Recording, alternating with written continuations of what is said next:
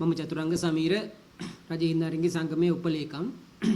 මම විශේෂයෙන්ම අවධානය යොමු කරන්න කැමතියි මේ වෙනකොට හෙද නිලධාරීන්ගේ බරපතල හිඟයක් මතුවලා තියෙනවා රට තුල. ඒකට තවමත් වර්තමාන රජයේ විදිහට කිසිම පිළියමක් යොදලා නැහැ.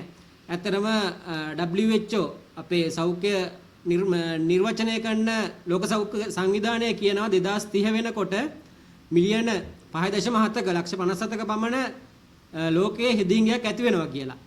ඒ වගේම සමස්ත හෙද සේවාවෙන් සමස්ත හෙද සේවාවෙන් 59%ක්ම සමස්ත සෞඛ්‍ය සේවාවෙන් 59%ක්ම නියෝජනය කරන්නේ හෙද නිලධාරීන්. ඉතින් 2030 වෙනකොට සෞඛ්‍ය සංධානය නිර්වචනය කරනවා නම් මිලියන 55.7ක් හෙදිංගයක් ඇති වෙනවා කියලා රජයන් විදිහට කටයුතු කරන්න ඕන අනිවාර්යයෙන්ම සැලසුමක් ඇතුව. නැත්නම් අනාගතයේ සෞඛ්‍ය සේවාව බරපතල අර්බුදයකට යනවා. මොකද බහුතරයක් ඉන්නේ 59%ක් හිත සේවාව නියෝජනය කරන හන්දා. දියුණු රටවල සාමාන්‍ය ජනගහනයට 1000කට හෙදිනිලධාරීන් 10ත් 20ත් අතර ප්‍රමාණයක් ඉන්නවා. නමුත් ලංකාවේ ඉන්නේ දෙකක් වගේ. ජනගහනය 1000කට දෙකක් වගේ. ඒ අනුව ලංකාවේ හෙදිනිලධාරීන් 40000කට ආසන්න ප්‍රමාණයක් ඉන්නවා. නමුත් ආසන්න වශයෙන් අපි 1000කට 3ක් නිර්මාණය කරන්න ගියත් 66000ක් පමණ ඕන. ඒ කියන්නේ 20000ක විතර හිඟයක් මේ වෙනකොට ලංකාවේ ඇතුලේ තියෙනවා. අඩුගාණි සමස්ත සංවර්ධිත රටක ප්‍රමාණයකට යනවා නම් අඩුගාණි 10කට නිර්මාණය කළොත් 220000ක් විතර හෙදිනිලධාරීන් ඕන. නමුත් අවශ්‍ය අවම ප්‍රමාණයවත් හෙදිනිලධාරීන් ලංකාවේ ඇතුලේ නැහැ. මේ හෙදිනිලධාරීන්ගේ ප්‍රධාන දේ තමයි ලෝක සෞඛ්‍ය සංවිධානය පරීක්ෂණ මගින් ඔප්පු කරලා තියෙනවා මේ හෙදිනිලධාරීන් අඩු වෙන්න එක රෝගියෙකුට දෙන ප්‍රතිකාර අඩුවීම හරහා මරණ ප්‍රතිශතය 7%කින් වැඩි වෙනවා. ඒ වගේම රෝහල් ආසාදන ප්‍රමාණය වැඩි වෙනවා. ඒ වගේම ලෙඩුන්ගේ සුව වීමේ ප්‍රමාදයක් ඇති වෙනවා. ඉතින් ඒ වගේ නිර්වචනයත් එක්ක වෙන්නේ ලංකාව ආර්ථිකයට ලොකු බලපෑමක් මේ හෙදිනිලධාරීන් අඩු වීම නිසා.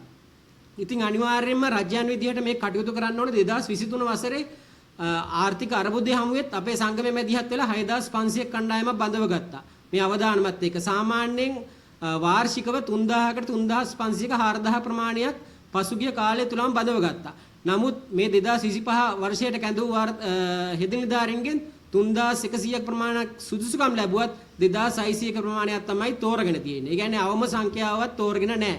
දැන් මේ අවුරුද්දේ බඳව ගන්න හෙදිනිලධාරීන් අවුට් වෙන්නේ වසර 3කින් පස්සේ 2030. ඒ කියන්නේ ලෝක සෞඛ්‍ය සංවිධානය කියන අවදානම් වසර කාලය තුල තමයි ඒගොල්ලෝ හෙද සේවාවට පැමිණෙන්නේ පුහුණුවෙන් පසු. ඉතින් එතකොට සැලසුමක් ඇතිව මේ වෙනකොට රජයන් විසින් තීරණයක් අරගෙන යම් ප්‍රමාණයක් වැඩි කරන්න ඕනේ. හෙද නිලධාරීන් ලංකාවට වැඩි වුණා කියලා කිසිම ප්‍රශ්නයක් නැහැ. ඕනතරම් පිටරට ඉල්ලුමක් තියෙනවා ලංකාවේ හෙද නිලධාරීන්ට. ලංකාවේ ආර්ථික අර්බුදයට විසඳුමක් ඩොලර් පැමිණෙන එක.